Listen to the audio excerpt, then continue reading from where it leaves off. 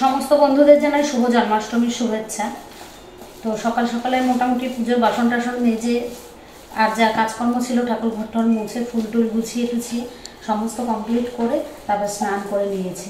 এখন এসছি তাল রেডি করতে। একটা তাল আমার ঘষা হয়ে গেছে, আমি দুটো তাল রেখেছিলাম, তো একটা ঘষা হয়ে গেছে। এইগুলোর আবার তাল বড়া হবে, তাদের ক্ষীর হবে, লুচি যতটুকু পারবো ততটুকু আয়োজন করব। করে 9:30 প্রায় বেজেই গেছে, প্রায় কি 9:30 বাজে।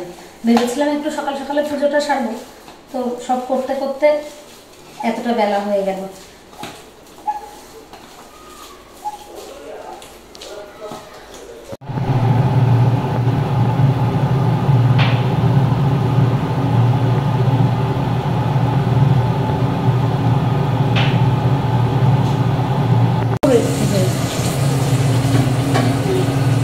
সকাল সকালে স্নান পুজোটা হয়ে গেলে মনে হয় দিনের সব থেকে বড় কাজটা হয়ে গেল।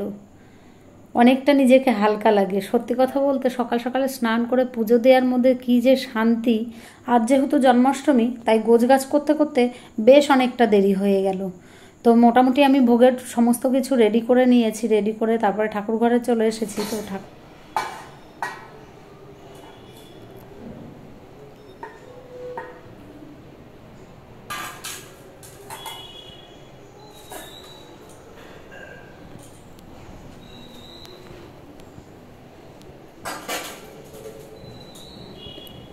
জন্মাষ্টমীর দিনে প্রত্যেকের ঘরে ঘরে যেন রাধা মাধব একদম নতুন রূপে সেজে উঠেছে।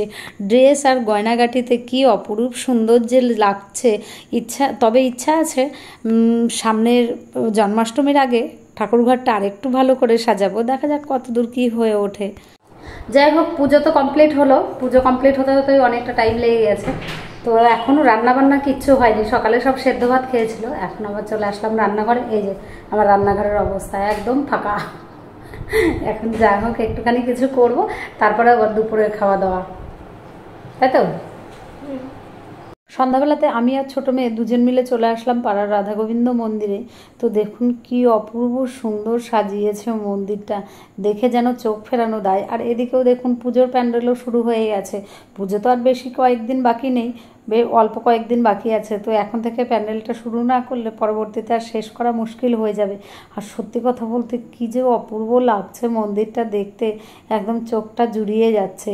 যাই হোক চলুন এবার ওপরে আমরা যাই। ওপরে গিয়ে দেখি যে রাধা মাধবকে কেমন করে সাজানো হয়েছে। সত্যি কথা বলতে এখানে আসলে একটা আলাদাই শান্তি লাগে।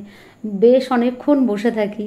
সব দিন আসা হয়ে ওঠে না, কেননা সন্ধ্যাবেলা হলেই বাচ্চাদের নিয়ে পড়াতে বসাতে হয়। তো সেই কারণে একটুখানি সন্ধ্যা আরতি দেখতে আসবো, তো সব দিন আসা হয়ে ওঠে না। এক একদিন যেদিন অনুষ্ঠান হয় তো সেদিনে একটু আসা হয়ে ওঠে। আর দেখুন কি অপূর্ব সুন্দর করে সাজানো হয়েছে রাধা মাধবকে, কি যে অপূর্ব লাগছে। আর এদিকে সন্ধ্যা আরতি চলছে, তারপরে আবার এদিকে অনুষ্ঠান হচ্ছে। সত্যি একদম চোখটা যেন জুড়িয়ে যাচ্ছে, চোখ ফেরানো দায় হয়ে যাচ্ছে, এত অপূর্ব লাগছে। গঙ্গার স্রোতে যদি একটি কলা গাছ ভাসিয়ে দেওয়া হয়, কলা গাছটা কিন্তু নিজে ভাসতে পারে না। সুরধুনির গঙ্গার স্রোতে ভেসে যাওয়ার মতো সংসার করো মায়ায় যেমন এই দেহটা ভাসিয়ে দিলাম বাবা। আজ বড় আনন্দময় লীলা, ভগবানের আবির্ভাব তিথি, তাই না? হ্যাঁ, এমন সময় আমার গোড়া মুখ দর্শন করি।